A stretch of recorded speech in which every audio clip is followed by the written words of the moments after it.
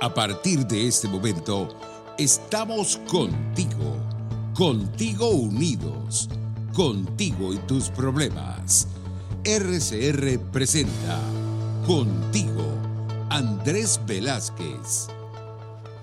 Muy buenas tardes a todos nuestros queridos oyentes, quienes nos sintonizan miércoles a miércoles en su programa Contigo, correspondiente a hoy miércoles 26, Contigo Andrés Velázquez.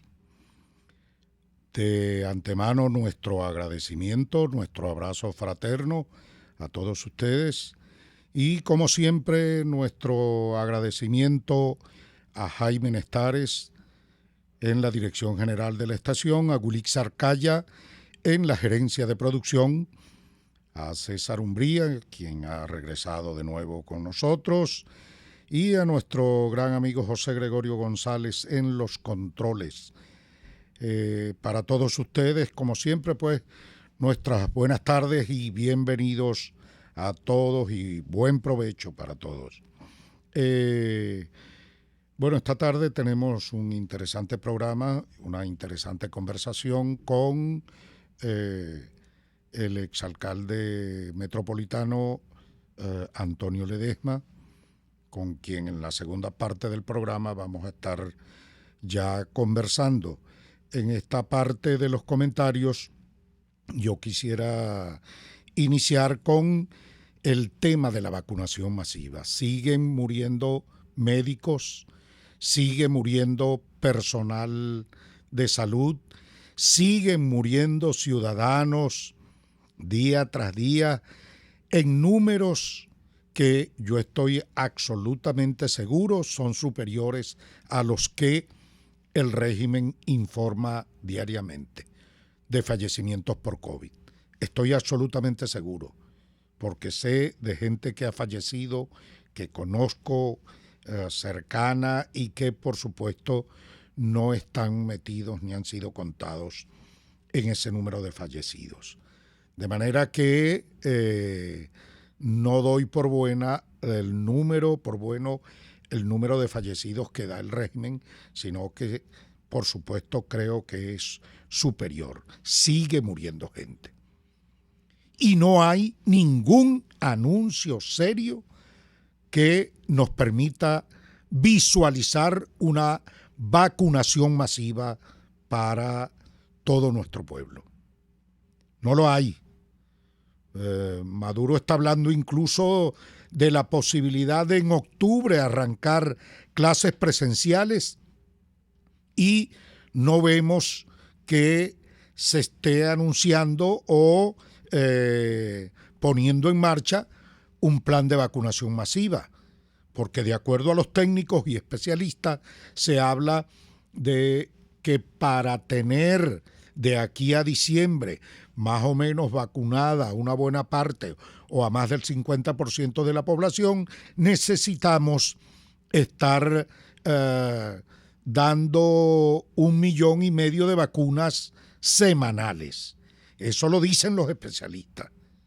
Y en ese sentido no vemos esa permanente o constante llegada de vacunas a Venezuela como para decir, bueno, sí, efectivamente vamos a poder cumplir. No, eso no es lo que estamos viendo. Aquí llegan vacunas que son utilizadas, en mi opinión, bueno, una parte la llevarán para vacunar algún sector, pero por otro lado para hacer negocios. Y esa es una denuncia concreta que quiero hoy hacer ante el país, porque eso es un delito. Vender la vacuna como la están vendiendo, dolarizada por allí, todo el mundo van, pagan camuflajeado, yo no sé qué sistema utilizan, pero van y colocan vacunas que son pagadas. La gente las está pagando. Y es un delito vender esas vacunas. Bueno, y por supuesto, la paga quien puede. El pueblo no. El pueblo está a merced del coronavirus, a merced de la pandemia.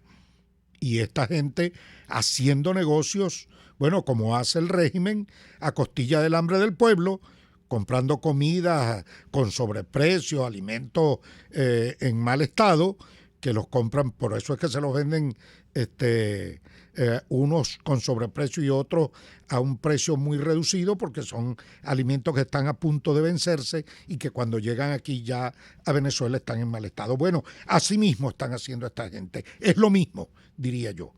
Vender la vacuna es jugar con la salud de nuestro pueblo. Y por si fuera poco, el régimen está planteando que para vacunar hay que estar inscritos en el sistema patria. Ese es otro método de exclusión. Ese es otro método que impide definitivamente que la población pueda acceder de manera definitiva y abierta a la vacunación. La vacuna hoy debe ser visto, o mejor dicho, es visto como un bien común en todo el mundo. Y aquí lo que están es vendiéndola, y eso es un delito. ¿Quién investiga? ¿Quién responde?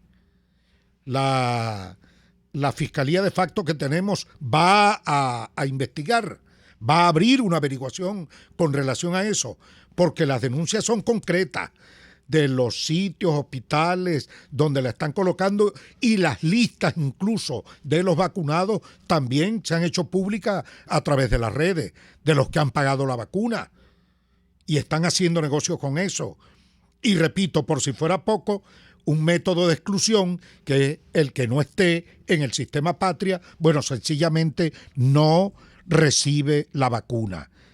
Eso es un crimen, eso también es un delito, eso es un delito de lesa humanidad, porque mientras el mundo entero está procediendo a vacunar masivamente con todas esas vacunas gratis donde se están poniendo de manera libre porque se consideran un bien común, aquí sencillamente se utiliza entonces la vacuna como un método de control social, un método más de control social del régimen totalitario. Cosa grave. Por otra parte, se cumplió un mes, por cierto, de que fueron apresados o retenidos en Apure por estos grupos de bandoleros allá en Apure, de militares nuestros. Por cierto, son 2 meses desde que arrancó allí esa confrontación bélica con estos grupos de bandidos y guerrilleros colombianos. Y 1 mes que fueron retenidos nuestros militares. Y yo de verdad sentí mucha tristeza cuando vi este segundo video en el que militares nuestros están implorando a las autoridades estas autoridades que usurpan poder, bueno, pidiendo que aligeren o tramiten su libertad. Y Fundarredes y su director, Javier Tarazona, por cierto, denunciaron que hubo un segundo grupo de retenidos, 4 más, pero que fueron puestos en libertad por parte de estos grupos de bandidos. Y quedan los otros 8. ¿Quién da la cara por ello? Escribí un artículo relacionado con esto luego de la entrevista que hicimos con Javier Tarazona en este programa, viéndolo desde el lado humano, poniéndome en los zapatos de su familia, para un padre, una madre cuyo hijo, está en manos de estos bandoleros, no tienen garantías de vida ni cosa por el estilo, y que no se hacen trámites al final de cuentas para que puedan ponerlos en libertad. Y y lo otro, lo más grave, saber que están como prisioneros de guerra en nuestro propio territorio. Eso es una cosa inexplicable, lo cual indica que efectivamente el papel que el Estado le asigna a la Fuerza Armada Nacional como institución no se está cumpliendo. O en todo caso esa suerte de complicidad que se evidencia, esa tolerancia de este régimen, de quienes usurpan el poder, que prácticamente nos colocan ante una situación de que han cedido el territorio nacional ante estos grupos de bandidos, estos grupos guerrilleros, del cual se dice ya son 21 estados en los que están presentes. Están en Bolívar, están en Amazonas, están en Guárico, están en el Zulia, están en San Cristóbal. Bueno, y eso lo saben, y están ubicables, tal como todo el mundo lo conoce y lo maneja. Y entonces, bueno, hay allí una convivencia de este régimen con estos grupos paramilitares. Bueno, un poco el mayor dibujo o el mejor dibujo que yo puedo hacer de esto, o el mejor ejemplo que puedo presentar, es lo que ocurre en el estado Bolívar. Los pranes, por un lado, las mafias que integran incluso algunos funcionarios de las Fuerzas Armadas, el ELN, los otros de la FARC, es todo un conglomerado de bandidos que hay allí y de organizaciones criminales que actúan allí, y cada quien se respeta su espacio y hay una connivencia entre todos estos grupos y, por supuesto, una ausencia total del Estado. Y con lo cual nosotros podemos señalar que no existe soberanía en Venezuela, que la soberanía prácticamente fue entregada a todos estos grupos de malandros que hoy hacen y deshacen en el país. Esa es la realidad que estamos viviendo. Y bueno, por último, en esta parte del programa quisiera hacer el siguiente comentario. Tiene que ver con la iracundia de Maduro cuando insultó a el padre Arturo Sosa, superior de los jesuitas, a quien califican como el Papa Negro, porque declaró que efectivamente Maduro es la cabeza o es cabeza de un régimen dictatorial en Venezuela que no respeta derechos humanos y que está incurso en delitos de lesa humanidad. Eso lo volvió loco a Maduro, lo llamó demonio con sotana, lo que acostumbran ellos siempre para descalificar. Pero hago mención a esto porque de verdad es una interesante la declaración dada por el superior de los jesuitas, el padre Arturo Sosa, relacionado con este sistema, que es la primera que hace, por cierto, relacionado con este régimen que hoy se impone en el país. Concluimos esta primera parte del programa, ya vamos a ir al corte. Antes quiero recordar, vamos en esta segunda parte a tener en nuestra conversación semanal al exalcalde metropolitano de Caracas, a nuestro buen amigo Antonio Ledesma. Vamos al corte y ya venimos.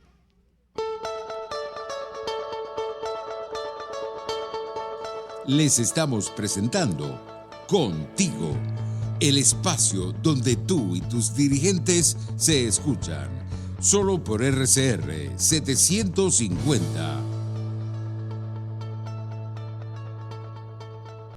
Puedes seguirnos en nuestras redes sociales.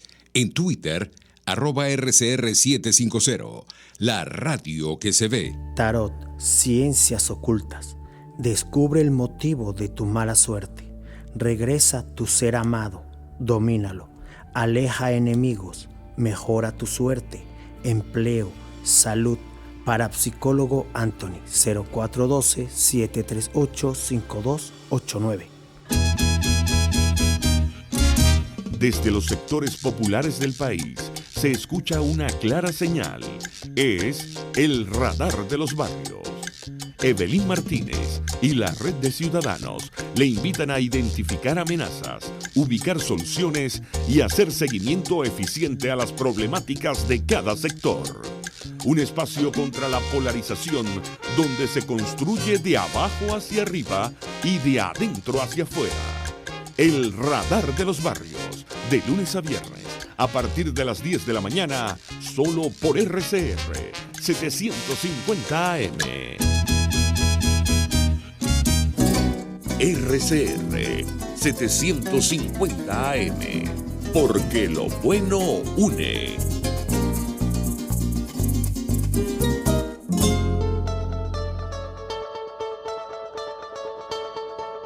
Pluralidad, libertad y respeto. Estás escuchando Contigo, solo por RCR 750. Continuamos en su programa Contigo, correspondiente hoy miércoles 26, Contigo, Andrés Velázquez.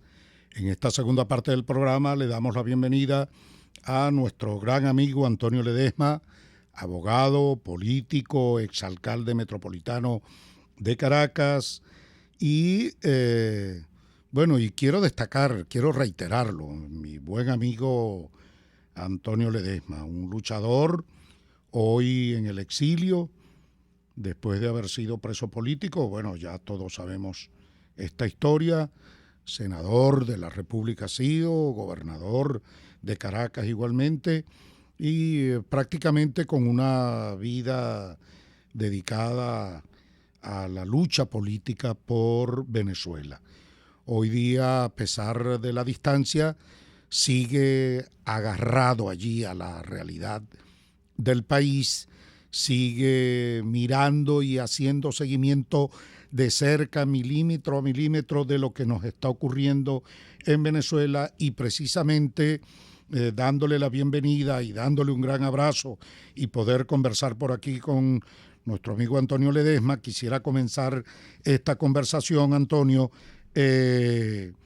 un poco si viendo o cómo calificas a estas alturas ya la situación interna del país, de la emergencia que estamos viviendo, la emergencia humanitaria, el tema, quiero tu opinión sobre el tema de las vacunas, la pandemia en general, sobre esa problemática social fundamentalmente, que es al fin y al cabo lo que nos mueve a estar comprometidos en esta lucha por la libertad y por el retorno a la democracia en Venezuela. Bienvenido y un gran abrazo. Adelante. Igual para ti, Andrés. Permíteme primero agradecerte esta gran oportunidad, saludar a través de esta emisora amiga, en la que también cumplía funciones como las que tú estás llevando adelante, venciendo todo tipo de dificultades. Un gran abrazo con el grito de lucha arriba, corazones, a todos los caraqueños, a todos los venezolanos que me escuchan, no solo en Venezuela, sino en cualquier parte del mundo, porque sé que esta estación y tu programa especialmente lo siguen por las redes, por las autopistas digitales, desde venezolanos que están en Europa como los que están en cualquier país suramericano o los que están en los Estados Unidos. Así que un abrazo y bueno, angustiado. La respuesta a tu pregunta es que estamos en un círculo vicioso, lamentablemente, y por eso he venido insistiendo en la necesidad de que quienes tenemos alguna responsabilidad de ocuparnos de lidiar con esta narcotiranía en nuestro rol de dirigentes, debemos hacer seriamente una autocrítica, una reflexión, respondiéndonos 4 preguntas que para mí son la rueda de la vida. La primera rueda sería ¿qué está pasando? En segundo lugar, ¿por qué está pasando? ¿Por qué sigue allí usurpando el poder alguien que tiene más del 85% de rechazo? ¿Por qué no logramos dar el salto definitivo a la victoria que añoran los venezolanos cuando hemos tenido un interlocutor válido encarnado por Juan Guaidó, que tras de él se movilizaron millones de venezolanos a partir del 23 de enero del año 2019? Y además de estas 2 preguntas, ¿qué está pasando? ¿Por qué está pasando? Una interrogante clave: ¿qué es lo que debemos hacer? ¿Qué debemos corregir? ¿Cómo debemos elaborar una estrategia? ¿Y cuál debe ser la estrategia? ¿Y cómo poner en marcha esa estrategia con una organización, con disciplina? Yo creo que acá hace falta que hablemos con franqueza, Creo que es muy doloroso lo que están viviendo los venezolanos. Vemos cómo en el llamado capitalismo de los Estados Unidos o aquí mismo en Europa se avanza en la vacunación de los ciudadanos, mientras que en Venezuela sale Maduro ayer a decir que va a imponer otra vez el régimen de educación presencial, pero resulta que las escuelas están deterioradas. No es que no tengan pupitres o pizarrones o laboratorios, que ya es bastante grave, es que no tienen ni agua potable. La información que me llegan de escuelas de La Vega o escuelas Eso es correcto, de correcto. comunidad de Guasipati o de Upata que no tienen ni agua potable y los maestros ni los profesores están vacunados. Ese es un drama que creo que debe ocupar la agenda de lucha de cualquiera de nosotros. Sí.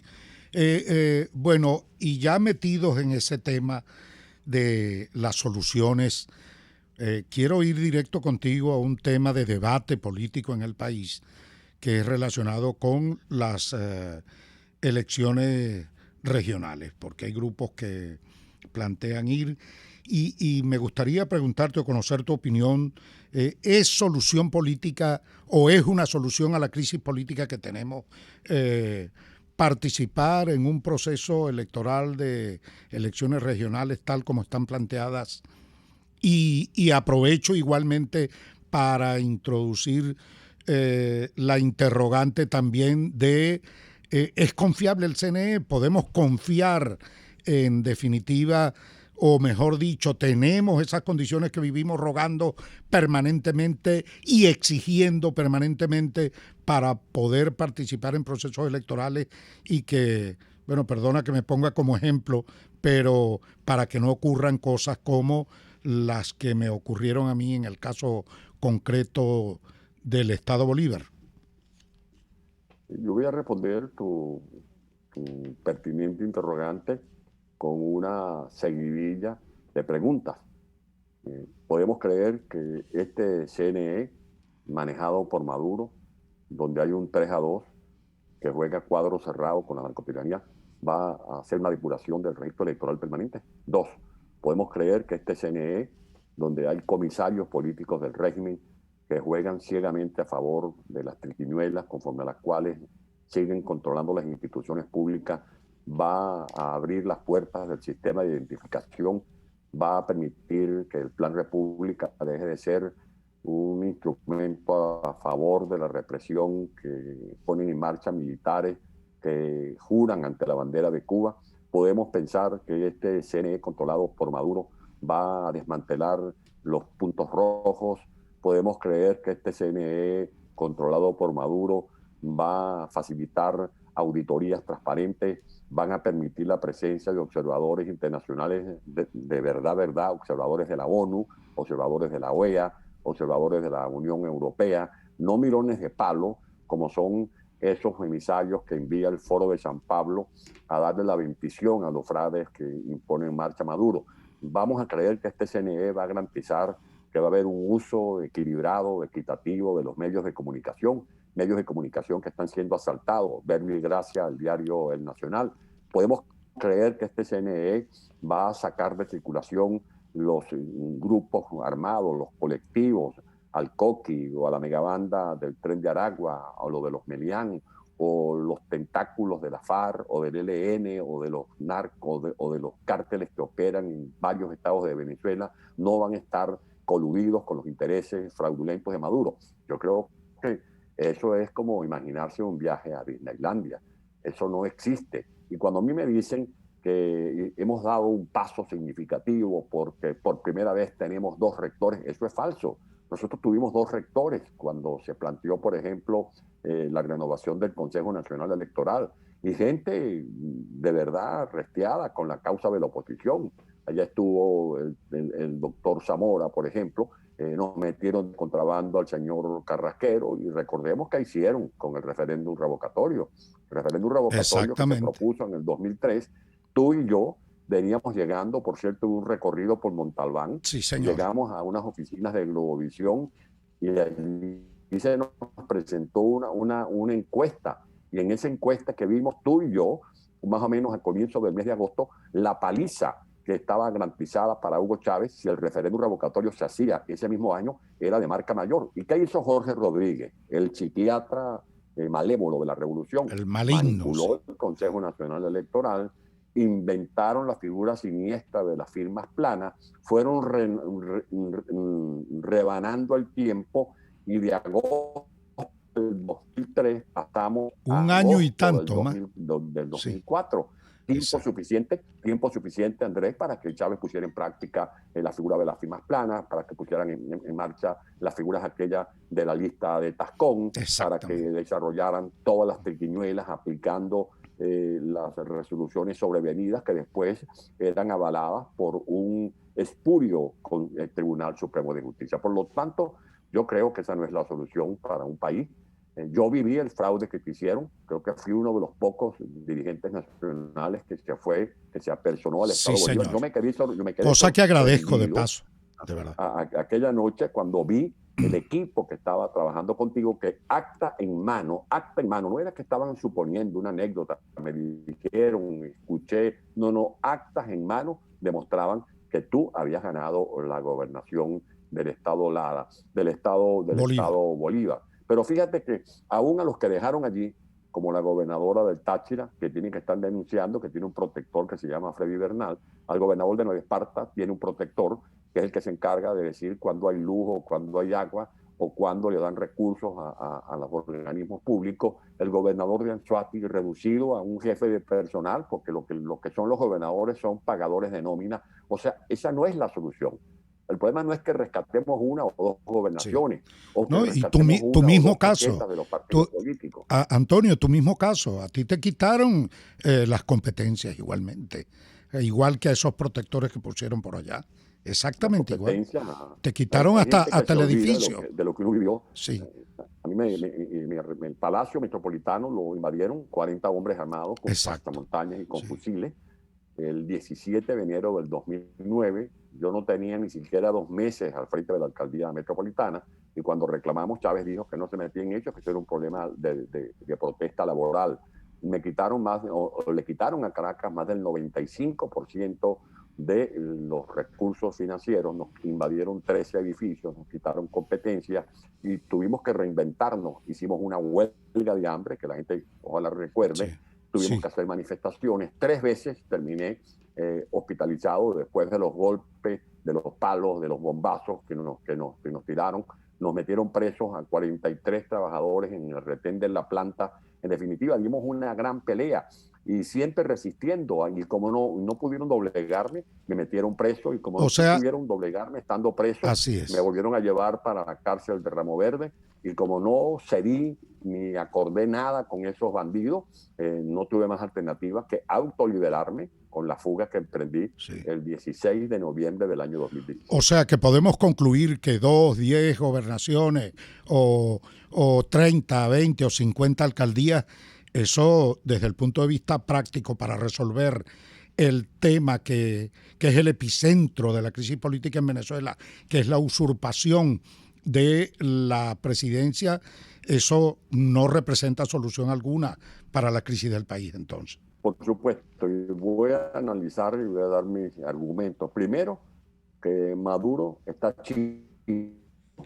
por lavarse la cara y lo que quiere usar es este proceso de elecciones regionales como un lavamanos, un lavacara, para involucrar a los factores de la oposición en un proceso electoral que, en primer lugar, daría lugar a reconocer a ese CNE que tiene una fuente írrita. Si nosotros dijimos el pasado año, en el mes de diciembre, que la elección parlamentaria era una suerte de taller de sastrería, porque Maduro se iba a dar una asamblea nacional como el que manda a hacer un sastre en una sastrería, y dijimos que esa asamblea era ilegal, convocamos una consulta popular, la gente firmó y dijo que desconocía esa asamblea nacional.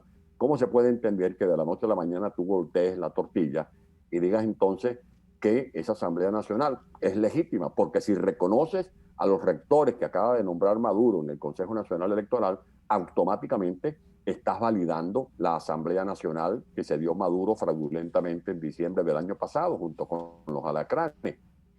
Y si validas esa Asamblea Nacional, automáticamente estás poniendo una lápida le estás haciendo un hoyo donde vas a enterrar la Asamblea Nacional Legítima, que tiene su fuente original en diciembre del 2015, y por lo tanto estarías decretando la muerte de Juan Guaidó como presidente interino de Venezuela. Eso en primer lugar.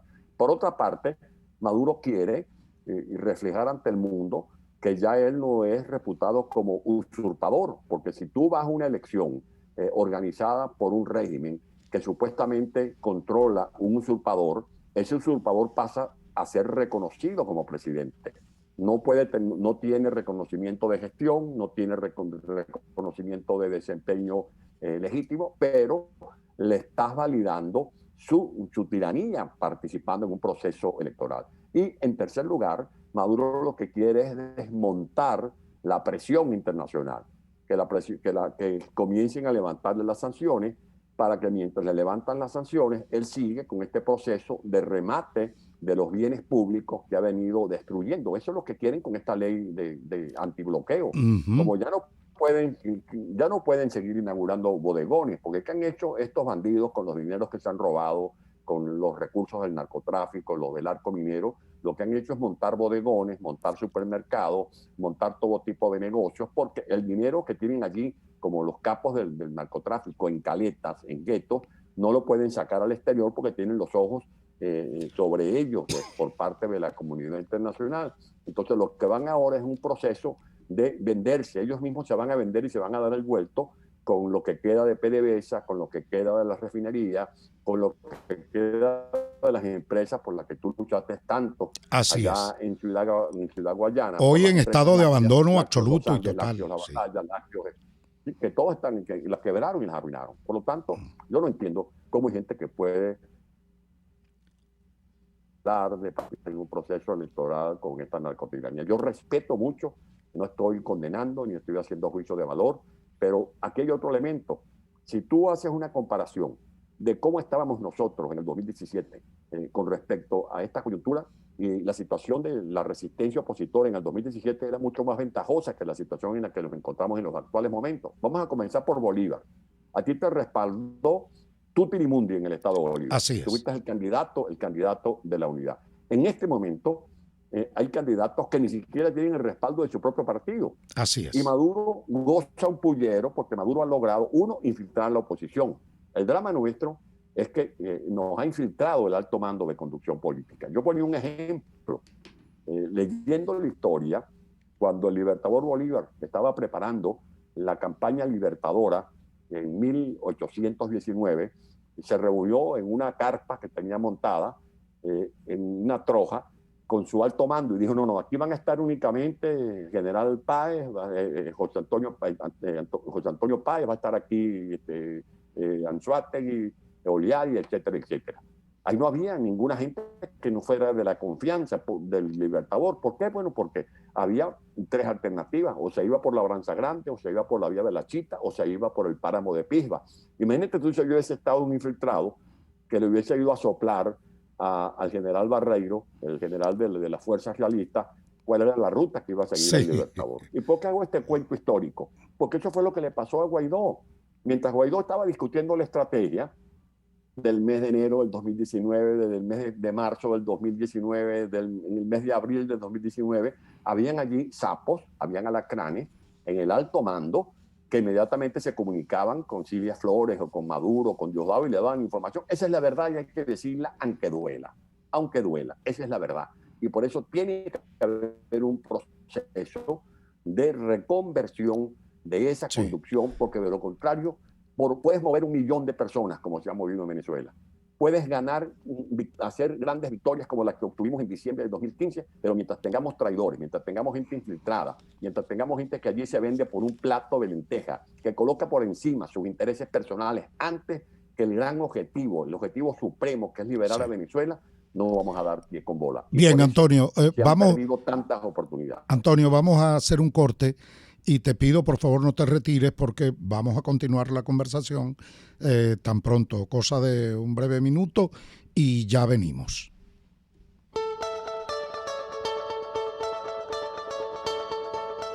Les estamos presentando Contigo, porque nos preocupan las mismas cosas.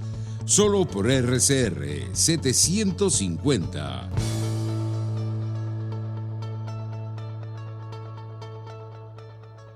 Puedes seguirnos en nuestras redes sociales. En Twitter, @RCR750, la radio que se ve. El que sabe de sabor sabe de saber que Del Corso es la clásica pastelería italiana de Caracas. Qué ricos sus dulces típicos tradicionales, como los auténticos cannoli, la sfogliatella o la cola de langosta, no tienen comparación. La pasta seca de almendras y chocolate o su gran variedad de tortas, cumpleaños, bodas, bautizos o comuniones, reuniones familiares o eventos corporativos. Teléfono 0212-941-1971. Pastelería Del Corso, la pastelería italiana por tradición y excelencia. Moisés Naim en Efecto Naim.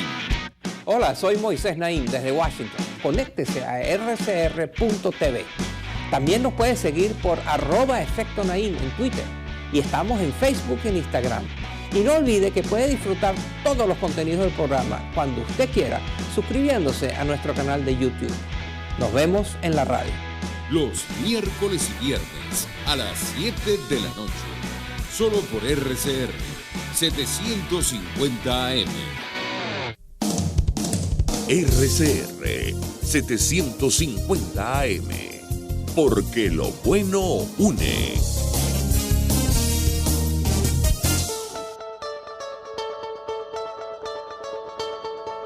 Les estamos presentando Contigo, el espacio donde tú y tus dirigentes se escuchan. Solo por RCR 750. Continuamos en su programa Contigo, Andrés Velázquez, correspondiente hoy miércoles 26 de mayo. Estamos conversando con Antonio Ledesma, alcalde metropolitano de Caracas, diputado, senador, un hombre dedicado a la lucha política por el país y en este momento también batallando desde tierra lejana, pero igualmente con el mismo compromiso. Me gustaría en esta parte del programa, y ya es la última parte, Antonio, me gustaría que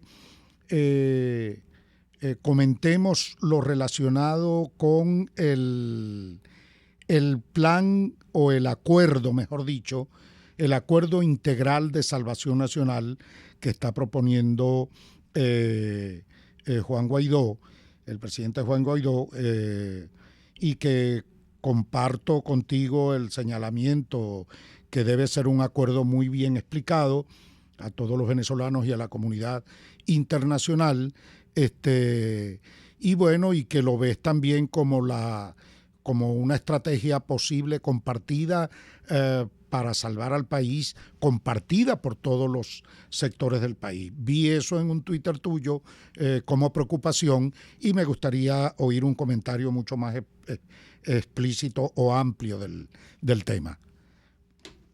Bueno, primero quiero rescatar algunos puntos que me parecen positivos del mensaje que dio Juan Guaidó el día en que dio a conocer esta propuesta de acuerdo de salvación nacional. Primero, que él no reconoce el CNE que se designó por acuerdo entre Maduro y algunos factores que se hacen llamar de oposición. En segundo lugar, que él parte de una premisa de que la solución no es recalar en unas elecciones regionales. En tercer lugar, condena, creo que es la primera vez que lo oigo hablar de esta manera tan categórica, las andanzas, vamos a decirlo de esa manera, las andanzas de uno que otro activistas de la llamada oposición que tras bastidores se están entendiendo con Maduro, con el régimen, con la narcotiranía. Y en cuarto lugar, condiciona cualquier proceso de levantamiento de sanciones a que el régimen de Maduro cumpla con un pliego de condiciones que supuestamente se va a discutir. Pero hasta allí está muy bien. Lo que yo veo es que este planteamiento, si no tiene el aval categórico, firme, de aliados internacionales que pongan de verdad en 3 y 2 al régimen de Maduro, simplemente Maduro va a responder como ya lo ha hecho, burlándose, banalizando. Sí, malandreando el acuerdo. Malandreando. Sí, porque sí. es que ya nosotros, cuando algunos dicen tenemos que retomar la vida del diálogo, como que si nosotros nunca hemos dialogado. Van 13 diálogos. Y de esos diálogos lo que ha salido son chapuzas. No, que tenemos que tomar ahora la vía electoral y dejar de lado a los radicales, porque así nos llaman a nosotros, los radicales. Pues bien, si nosotros hemos participado en 30 procesos electorales, me hablan de revocatorio. Nosotros hicimos un revocatorio el año 2004 y ese revocatorio lo tasajearon, lo descuartizaron. Fue una carnicería que hicieron el Consejo Nacional Electoral. Se burlaron de la voluntad popular de los venezolanos. Y en el 2016, a algunos se les dio por plantear un revocatorio. La gente contra viento y marea desafiaron las adversidades. Hubo gente que atravesó el río Orinoco, que lucharon con los caimanes del río Orinoco para firmar, y firmaron. Y después Maduro dijo, no me da la gana que haya revocatorio, y no hubo revocatorio en el 2016, y muchos se quedaron calladitos, no dijeron ni una palabra, no le hicieron ni un novenario a ese revocatorio frustrado, sino que se fueron a meter en un diálogo allá en el Hotel Meliá Caracas y firmaron un acuerdo infame en el cual hubo 2 puntos que suscribieron en nombre de la oposición. Yo no sé quién Carrizo los autorizó, diciendo que en Venezuela no habían presos políticos, y en segundo lugar que había un boicot económico contra el gobierno revolucionario de Nicolás Maduro. Eso fue lo que hicieron algunos voceros de la oposición. Por lo tanto, yo creo que con esta mafia delincuencial no hay diálogo que valga. Ojalá que tenga suerte el presidente Guaidó, ojalá que eso pueda desembocar, pero yo no es que sea fatalista, porque el fatalismo no conduce a ninguna parte, tampoco el pesimismo. Yo todos los días me levanto en el exilio con el corazón y la mente colocada ya en Venezuela, pensando en Caracas, pensando en mi Guárico querido, pensando en todos los pueblos de Venezuela. En eso ser firme, coherente. Esa es una mafia delincuencial, ese es un régimen conducido por narcotraficantes, por algo están solicitados por la DEA. Es un régimen aliado con bandas criminales como el ELN, como la FARC. Vean lo que está ocurriendo en el eje, en el Piedemonte Llanero de Arauca y Apure. Vean cómo están saqueando el arco minero. Vean lo que están haciendo en las megabandas. Vean lo que hacen las planes en las cárceles. Con esa gente no hay diálogo que valga. Y lamentablemente se ha venido desmontando, Andrés, la amenaza creíble de la comunidad internacional. Y por eso, si algo tenemos que lograr, es una revitalización de la resistencia venezolana con una conducción coherente, con estrategia, con organización y sobre todo con mucha ética política, sin bandoleros, porque así como son tan bandidos los que están en el régimen, también del lado nuestro han aparecido unos alacranes que desprestigian la conducción de la lucha opositora. Antonio, yo de verdad comparto contigo ese criterio de que, bueno, yo también, oye, estoy a la expectativa y más allá de lo que yo pueda creer, quiero que este acuerdo integral de salvación nacional se concrete. Yo quiero, bueno, ya Maduro anda burlándose de él, nombrando unos supuestos negociadores y lo que digo, pues malandreando el acuerdo y a pesar de que apuesto por él, tampoco yo, igual que tú, no quiero dejar la sensación de que me estoy chupando el dedo y que Maduro sí va a convenir tranquilamente un acuerdo de una elección presidencial, un cronograma electoral para salir de él. Hay que forzarlo. Fíjate, Andrés, por eso ¿Qué pasa ahorita? ¿Qué pasa ahorita con este acuerdo de Juan Guaidó? Bueno, que está debilitado. ¿Y por qué está debilitado? Porque Maduro sabe que él se está entendiendo con gente que le hace una carita a Guaidó y por detrás se está entendiendo con él, con Maduro. Esa es la verdad. Exacto. Está debilitado. Unos que se ven por la puerta trasera. Bueno, ¿cuál acuerdo va a plantear Guaidó? Pero ¿cuál acuerdo si ya se repartieron la cochina del Consejo Nacional Electoral y le dieron 2 rectores a unos grupos que se hacen llamar de oposición? ¿Cuál es el acuerdo si ya acordaron la fecha de las elecciones regionales para noviembre? Entonces, cuando uno dice esto, bueno, es que ese tipo está ya, es que es muy fácil en el exilio. Yo estoy en el exilio no porque me da la gana. Estoy aquí en el exilio porque me tuve que fugar, porque me tuvieron más de 1000 días preso, porque amenazaron con matarme. Lo que querían era secuestrarme de mi casa por cárcel para matarme, esa es la verdad. Y tenían un plan para decir que quien me había secuestrado era Álvaro Uribe. Por eso estoy en el exilio. Pero mientras no haya una franqueza entre la dirigencia opositora, va a ser imposible que salgamos de esas mafias. Y Maduro entonces lo que ha logrado es infiltrar la oposición, dividir la oposición, que cada quien ande por su lado. Ayer salieron unos venezolanos que yo respeto muchísimo. No puede haber lugar a dudas de la transparencia de César Pérez Vivas, de Nelson Chique, del licenciado Nilmer Evans, con el revocatorio. Pero es que yo parto de un principio. Los principios no se pactan ni se negocian. Nosotros hemos dicho que Maduro es ilegítimo. El revocatorio planteado en el artículo 72 de la Constitución Nacional dice claramente que es para revocar mandatos de funcionarios de elección popular. Maduro no ha sido elegido. Él hizo un fraude. Hemos dicho que es un usurpador, porque a los usurpadores no se les revoca, se les derroca. Entonces, por lo tanto, en esto yo discrepo de este nuevo planteamiento, que lo que hace es generar mucha confusión, porque no se sabe por fin dónde está parado el liderazgo opositor que debe representar Juan Guaidó, pero vemos que Juan Guaidó tampoco se deja ayudar. Ese es otro problema. Uno habla con él, le da algunas, no consejos, sino recomendaciones, y Guaidó, la verdad es que sigue allí secuestrado por un cuarteto que son los que han venido marcando la partitura, haciendo sonar la orquesta desde diciembre del año 2015, y lamentablemente las cosas no han salido como lo hemos querido, Antonio, y lo hemos deseado todos los venezolanos. Antonio, hemos llegado al final del programa. Quiero que un mensaje final, desde tu perspectiva, entonces, ¿qué recomiendas? ¿Cómo vemos esto?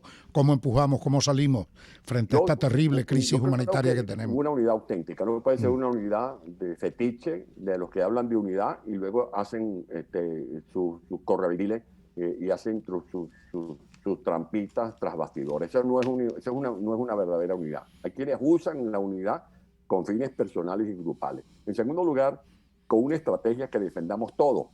Si es esto o es aquello, pero que todos nos acuerpemos para impulsar esa estrategia. Y en tercer lugar, la confianza entre nosotros. Y no puede haber confianza entre nosotros si de la noche a la mañana nos enteramos con quien nos estamos desayunando, viene de reunirse de madrugada con Nicolás Maduro. Así no puede haber confianza. Tiene que haber honestidad intelectual, tiene que haber principios. Y para finalizar, vean los grandes acuerdos, los grandes diálogos para producir acuerdos que hay en la historia de Venezuela. Uno de ellos, el 24 de noviembre de 1820, el acuerdo de regularización de la guerra entre Simón Bolívar, asistido por el mariscal de Sucre, y el general Morillo. Eso fue un acuerdo, pero Bolívar con la palabra por delante, con la estrategia por delante, él con una estrategia. Ahí no habían dos o tres que estaban comiendo el maíz por los costados. Dos, el gran tratado de Coche, que puso punto final a la terrible guerra federal que diezmó la población de Venezuela, que llenó de sangre el territorio nacional. Ese tratado de Coche fue entre el general Páez, que representaba a los grupos que venían de la guerra federal, y al mariscal Falcón. Tres, el pacto de Punto Fijo. Líderes que tenían diferencias, que estaban en el exilio antes, llegaron a firmar el pacto de Punto Fijo. Venezuela necesita un pacto de Estado. Le propongo a los venezolanos un pacto de Estado. Ese es un pliego que llegará a tus manos, Andrés, y espero que lo leas, en un libro que se llama De dónde venimos y hacia dónde vamos, que está por salir con mi rúbrica, que es una forma de interpretar la historia de Venezuela de cara al futuro, porque si no conocemos de dónde venimos, si no sabemos Antonio, la fuente histórica de Venezuela, mal podemos plantearnos proyectos de cara al futuro. Gracias, Antonio. Bueno, este es un interesante mensaje para todos los venezolanos y queremos agradecerte, Antonio, por esta conversación que hemos sostenido en la tarde de hoy. Espero haya sido muy ilustrativa y de mucho provecho para el pueblo venezolano que ve día a día esta situación tan angustiosa que estamos viviendo. Yo quiero agradecerte en lo personal, enviarte desde Venezuela un abrazo para ti, para Mixi, para todos la familia y, por supuesto, estar pendiente de seguir en este contacto para todo tipo de recomendación en positivo que podamos darle al país. El país necesita conducción y mucha esperanza, porque la crisis que tenemos pega muy duro y tenemos que buscar una solución definitiva para esta situación que no se soporta, que no se aguanta. Un abrazo, hermano, y gracias. Arriba corazón. Sí, un abrazo. Vale.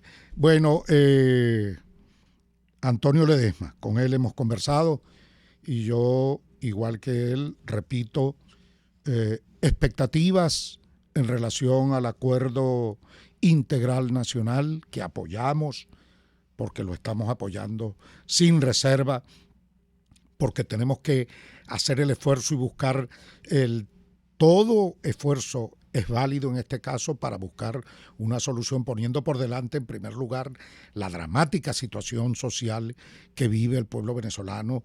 Saber que mueren niños por desnutrición en Venezuela nos tiene que conmover a todos.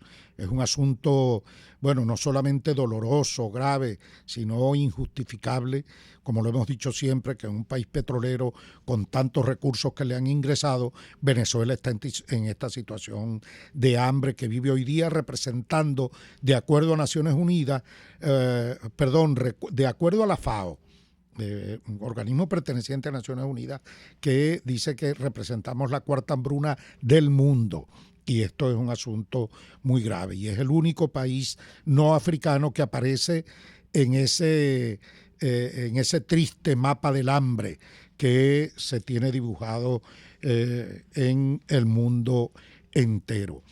Y así entonces, como digo que, bueno, en lo más recóndito de nuestra alma, allí queremos encontrar esperanzas para que este esfuerzo que se hace y que presenta Juan Guaidó relacionado con el tema del Acuerdo Integral de Salvación Nacional, bueno, también quiero dejar muy claro que definitivamente no sembrar o meter todos los huevos en esa canasta con la creencia de que Maduro pueda finalmente sentarse de manera seria y comprometida a buscar una solución, no la veo en lo inmediato. Y en ese sentido tenemos que forzar la barrera, tenemos que ejercer la presión necesaria dentro. Ese es el llamado que le hago yo a todos los venezolanos, por encima de nuestras circunstancias, por encima de todas nuestras necesidades. Aquí hay una situación de compromiso general de todo el país, porque no solo en manos de una dirigencia política puede estar la solución de esto. Esto es un problema grave, complejo, que requiere de la participación y el compromiso de todos los venezolanos y, por supuesto, de una comunidad internacional que no puede mirar para otro lado, que no puede tolerar, que no puede caer en los anzuelos o los señuelos que lanza Maduro, bueno, dando pasitos por aquí y allá para hacerse la fotografía, porque eso es lo que quiere Maduro, la foto para decirle al país, ahora en vísperas de la reunión de la Asamblea Anual de las Naciones Unidas, donde se le ha condenado, en víspera de un nuevo informe de la Comisión Internacional de Verificación de Hechos de la Alta Comisionada de los Derechos Humanos. Bueno, todo eso, o esa foto que quiere Maduro, en definitiva, la quiere para tratar de disipar las acusaciones de crímenes de lesa humanidad, para disipar o esconder los presos políticos, o para esconder la grave crisis humanitaria compleja que tenemos en Venezuela. De eso se trata, y en ese sentido, bueno, es por lo que tenemos que echar el resto, sin chuparnos el dedo, creyendo que Maduro está listo para buscar una solución. Lo he dicho 1000 veces en este programa y lo repito donde quiera que voy. Maduro tiene, o ellos todos, tienen su proyecto político de perpetuidad en el poder.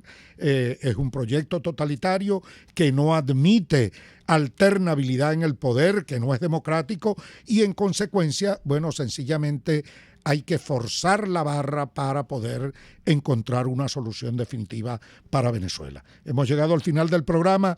Damos un abrazo y un agradecimiento a todos nuestros buenos amigos oyentes que de miércoles a miércoles se pegan a oír y ver, porque esta es la radio que se ve, RCR 750, su programa Contigo, Andrés Velázquez. Buenas tardes y nuestra invitación para el próximo miércoles.